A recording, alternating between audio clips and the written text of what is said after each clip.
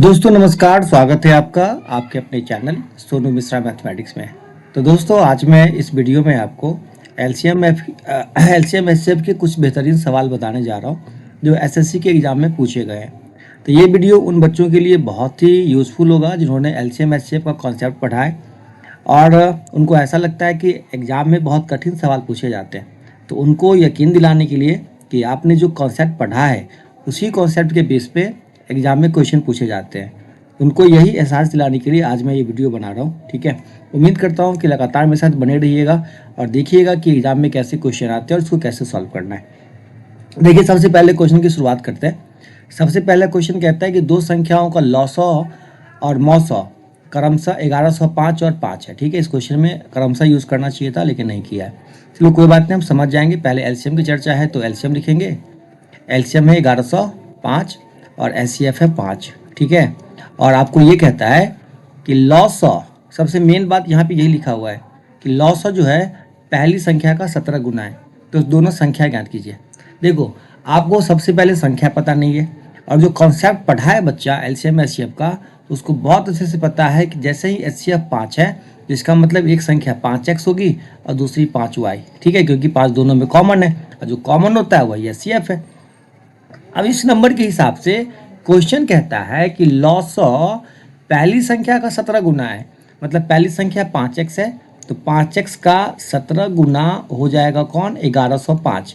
लेकिन आप कहोगे कि भाई अगर हम एलसीएम निकालते तो एलसीएम निकालने के लिए पहले 5 लिखते और XY लिखते, 5 XY बराबर 1105। दोनों ही एलसीएम निकालने का तरीका ठीक है, ये क्वेश्चन के अकॉर्डिंग या आपके अकॉर्डिंग। लेकिन अब यहाँ से देखो, जब आप संख्या निकालोगे तो यहाँ से 5x बराबर क्या निकल के आएगा, 1105 में किससे भाग करोगे, 17 से। तो काटोगे, 17 पच्चे 85, 17 छक्के 102। ठीक है, 8 बचेगा, 17 पच्चे 85। तो 5x बराबर 65, मतलब पहली संख्या मिल गई 65। तो 65 ऑप्शन में है, इसमें नहीं है, इसमें नहीं है, इसमें है, इसमें है। अब भाई दोनों में से कोई आंसर हो सकता है, 65 या 75 या 65 या 85। तो थोड़ा सा इसका हेल्प ले लेते हैं। अब देखो, तो 5x का मान कितना निकल के आया, 65। ठीक है, तो 5x बराबर 65, 65 गुने y बराबर 1105। अब कितना जल्दी आप यहाँ से y का मान निकाल सकते हैं इस पे डिपेंड करता है। ठीक है, कि आपकी स्पीड क्या है। तो 65 को हम लिख सकते हैं 5 गुने 13 और 13 से काटना हमको लगता है आसान हो जाएगा। ठीक है, तो 13 का पारा पढ़ते हैं, 13 पच्चे 65, 13 छक्के 78, 13 सत्ते 91। ठीक है, 13 अट्ठे 104, 13 पच्चे 65 हो गया ना। तो y हो गया 17। ठीक है, 17 पच्चे 85। आप डायरेक्ट 5y का भी मान निकाल सकते थे, तो एक का मान निकलेगा। ठीक है, 17 पच्चे 85 दूसरा संख्या। ठीक है, 5y बराबर 85, तो 85 और 65 ये निकल के आएगा जी आपका आंसर, है ना। चलिए अगला क्वेश्चन क्या कहता है, वह छोटी से छोटी संख्या बतावे, प्राकृत संख्या जो 96, 108 और 144 में से प्रत्येक से पूरी तरह विभाज्य है। तो पूरी तरह विभाज्य मतलब क्या, इन तमाम नंबर के एलसीएम आपको लेने हैं। ठीक है, अब कौन है जो 96 से भी कटेगा, 108 से भी कटेगा, 144 से भी कटेगा। तो सिंपल सा बात है कि इसका एलसीएम लेना है। और एलसीएम निकालने का सबसे बेहतरीन तरीका है कि आप सब में जो कॉमन है उसको निकाल लो। जैसे 12 अट्ठे 96, 12 नमा 108, 12 गुने 12। ठीक है, तो 12 सब में है तो 12 निकल गया। अब बच गया 8, 9 और 12। 8, 9, 12 का एलसीएम 72। 72 कैसे होगा, 12 का पहाड़ा पढ़ दिए, जो पहाड़ा सब में आ गया। ठीक है, अब 12 को 72 से गुना करेंगे, 2 दूना 4, लास्ट में 4 किसके है, एक ही नंबर के लास्ट में 4 है, तो आगे गुना करने की आवश्यकता नहीं है। चलिए अगला क्वेश्चन बहुत ही जबरदस्त है। कहते हैं 3888 और 3969 का महत्तम समावर्तक क्या होगा। देखो, बहुत बच्चे महत्तम निकालने में ना बहुत परेशान हो जाते हैं, उनको लगता है कि भाई महत्तम निकालना अब तो बहुत कठिन काम हो गया। ठीक है, लेकिन अब मैं ऐसा ज़बरदस्त तरीका बताता हूँ ना आपको महत्तम निकालने का, बिल्कुल मज़ा आ जाएगा अभी आपको। देखो, महत्तम निकालने का सबसे पहला और आसान तरीका है कि जो नंबर दे रखे हैं ना उसका डिफरेंस देखो। जैसे 3969 और 3888, इसका डिफरेंस 1 होगा और 8 होगा। अब बस आपको दिखना है कि ऑप्शन में कौन सबसे बड़ी संख्या जो 81 को डिवाइड कर रहा है, तो खुद 81 ही ऑप्शन में है। ठीक है, यही आपका आंसर है। कुछ नहीं करना है, बस डिफरेंस को डिवाइड करने वाला कौन नंबर है उसी के बारे में सोचना है बस केवल। चलो अगला क्वेश्चन क्या कहते हैं, कहता है एक व्यक्ति के पास लोहे के 3 टुकड़े हैं जिनकी लंबाई क्रमशः 20, 30 और 40 मीटर है।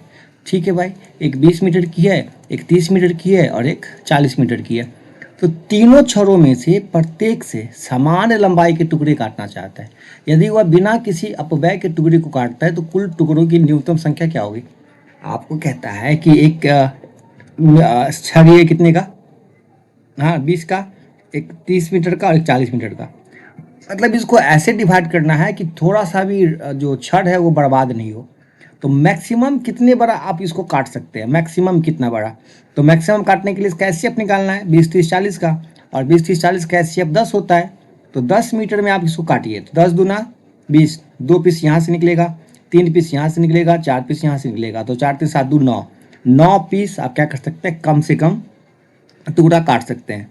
ठीक है, चलिए अब क्वेश्चन क्या कहता है अगला, यदि 45 और 55 के महत्तम समावर्तक को 55 गुणे 5 प्लस 45 एम के रूप में व्यक्त किया जाता है तो एम का मान क्या है?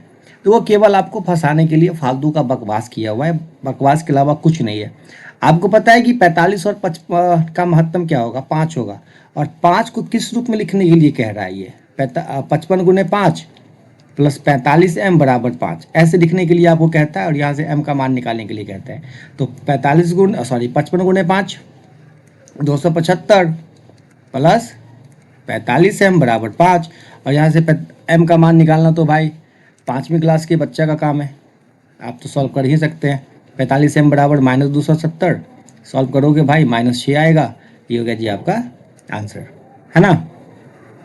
चलिए आज का अगला सवाल क्या है, वह छोटी से छोटी संख्या ज्ञात कीजिए जिसे 4 9 12 15 से विभाजित करने पर प्रत्येक स्थिति में शेषफल 3 बचे।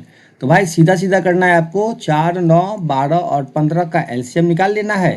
तो इसका एलसीएम कितना हो जाएगा, 180। ठीक है, 4 9 12 और 15 का एलसीएम हो जाएगा 180, 180 में 3 जोड़ दीजिए, शेषफल 3 चाहिए तो 3 से ज़्यादा होना चाहिए, ये हो गया जी आपका आंसर। चलिए अगला क्वेश्चन क्या है, कहता है दो संख्या का मौसा 12 है और वो संख्या 13:15 के अनुपात में है, तो उन संख्याओं का लौसा कितना होगा? देखो मैंने बताया कि मौसा जो होता है ना, जो दोनों में कॉमन है वो होता है। तो संख्या का अनुपात 13 और 15 है, तो एक संख्या 13x और एक संख्या 15x। तो जो ये x है ना भाई, ये x जो दोनों में है वही क्या है, मौसा है। तो यहाँ से अगर लौसा निकालोगे तो जो दोनों में कॉमन है वो आएगा, 13 आएगा और 15 आएगा। तो भाई x का मान तो आपको दे रखा है 12, तो 12 गुने 13 गुने 15, जो सॉल्व करके आएगा वही आपका आंसर है ना। सॉल्व करोगे 12 गुने 15 180, 180 को फिर 13 से गुना करोगे 8 6 24, 4 आएगा, लास्ट में 4 किसके है, यही ऑप्शन है, बाकी किसी को चेक करने की आवश्यकता नहीं है। चलो अब क्वेश्चन क्या कहता है, वह छोटी से छोटी पूर्ण वर्ग संख्या, ये थोड़ा सा अलग क्वेश्चन है, इसमें जो भी संख्या होना चाहिए पूर्ण वर्ग होना चाहिए जिसका 100% वर्गमूल निकल जाए।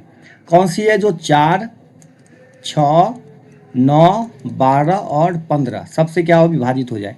तो भाई ये सब संख्या है जिसका वर्गमूल आप निकाल लोगे, लेकिन ये भी तो चेक कर लो कि कौन किससे कट रहा है।